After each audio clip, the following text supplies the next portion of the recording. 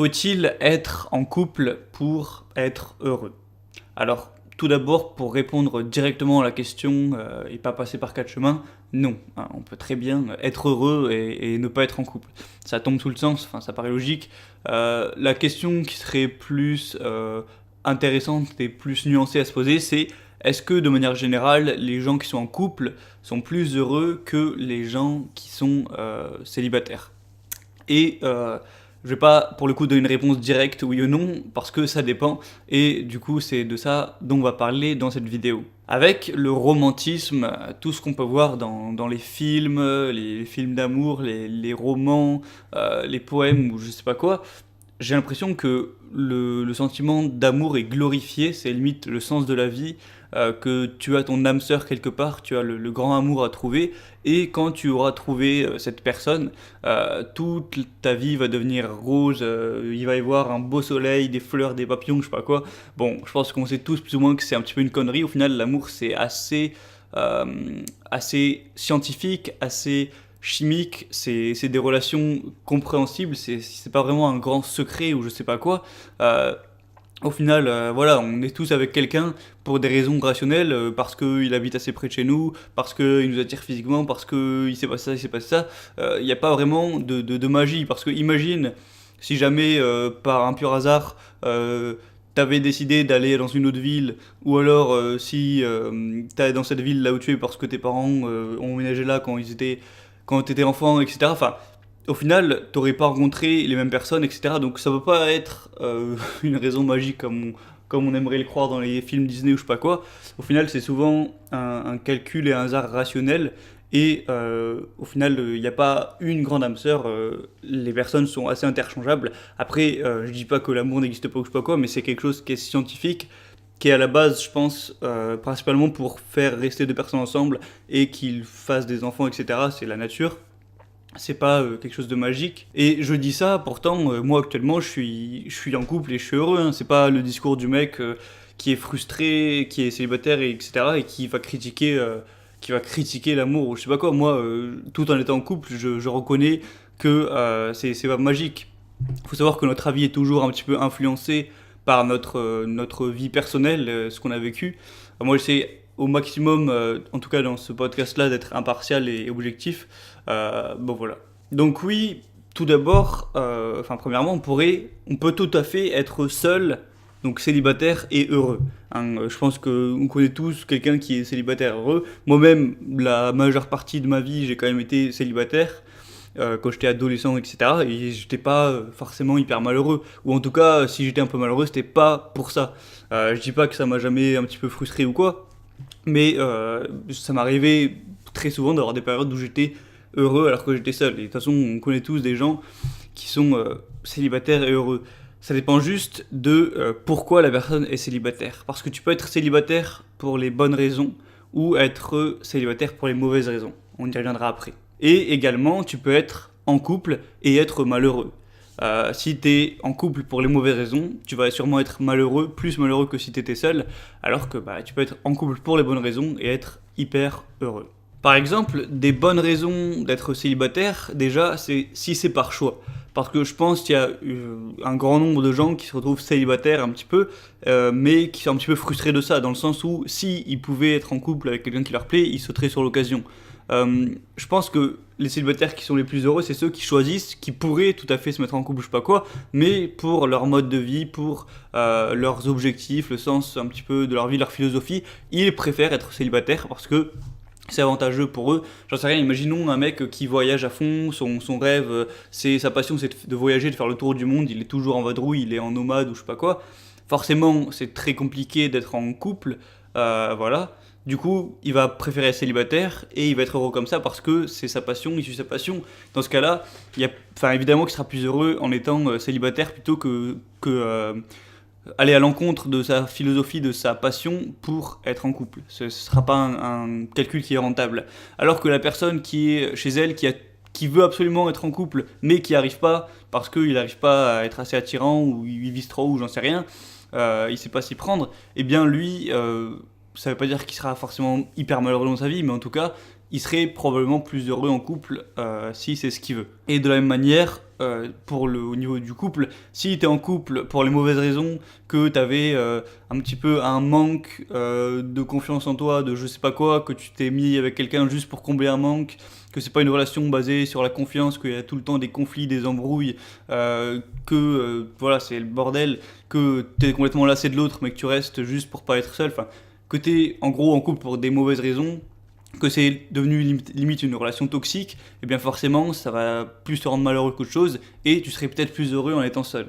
Et à l'inverse, si t'es en couple pour les bonnes raisons, que voilà, t'es déjà quelqu'un qui est assez équilibré, que t'as trouvé une personne voilà, qui te correspond bien et que vous vous apportez que du positif l'un à l'autre, tout ça, qu'il n'y a pas des embrouilles tous les 2 jours, et que globalement ça vous fait plaisir à tous les deux, et bien là c'est totalement des bonnes raisons, et tu dois, enfin c'est une bonne chose pour toi d'être en couple. Donc voilà, de manière générale, je pense que le but de la vidéo, c'est pas de dire oui, bah vaut mieux être en couple, vaut mieux être célibataire. Honnêtement, je pense que si on prend l'intégralité des personnes célibataires et l'intégralité des personnes en couple, je pense, hein, j'ai aucune preuve, aucune étude, hein, mais je pense que la majorité des gens, enfin la totalité pardon, des gens qui seront en couple sont peut-être nettement plus heureux que ceux qui sont célibataires. Après, moi je dis ça par rapport à mon observation et à ma tranche d'âge. Moi j'ai environ la vingtaine. Peut-être que les couples de personnes qui ont 50, 60 ans, qui sont ensemble depuis 40 ans, ont complètement perdu la flamme ou je sais pas quoi de la passion, et au final ils sont limite plus heureux du tout d'être en couple, et du coup ça fait baisser la moyenne. Au final je me trompe, j'en sais rien, moi je donne juste mon point de vue, hein, et comme je l'ai dit, je peux totalement me tromper. Chacun aura son avis là-dessus, je sais pas s'il y a eu des études sur ça, mais bref, ce serait intéressant. Et ce que je voulais dire, c'est que voilà, le but de la vidéo, c'est pas de dire vaut mieux être en couple pour être heureux, vaut mieux être célibataire, parce qu'en fait, ça dépend évidemment de chacun. En fonction de ton mode de vie, de ta philosophie, de tes envies, de tes ambitions, de tes désirs, eh bien, ce sera à toi de juger si c'est plus profitable pour toi d'être en couple ou c'est plus profitable pour toi d'être célibataire. Moi, qui suis actuellement en couple, j'ai décelé certains avantages. Alors après, ça veut pas dire que je suis en couple pour des manières complètement intéressées ou je sais pas quoi, que je suis un stratège. Enfin, c'est tombé aussi un petit peu, c'est tombé un petit peu aussi par le hasard. Hein. C'est pas, voilà. J'ai pas fait ça de manière froide et réfléchie, mais ce que je veux dire, c'est qu'un avantage, par exemple, c'est que moi, quand j'étais célibataire, ben, forcément, j'avais quand même un minimum de désir de vouloir soit me mettre en couple ou soit bah, avoir des aventures, enfin, avoir certains échanges avec la gente féminine, enfin, comme la plupart des hommes, je pense, c'est naturel. Et du coup, le fait d'être en couple, ça fait que t'as moins tu passes moins de temps à t'intéresser à ça que ce soit penser, ou alors avoir plus envie de sortir pour faire des rencontres ou je sais pas quoi. Et du coup, au final, je pense que ça me libère du temps pour être plus focus, plus concentré sur mes projets personnels, et ce qui me plaît, ce qui entre dans ma philosophie, donc c'est un des avantages.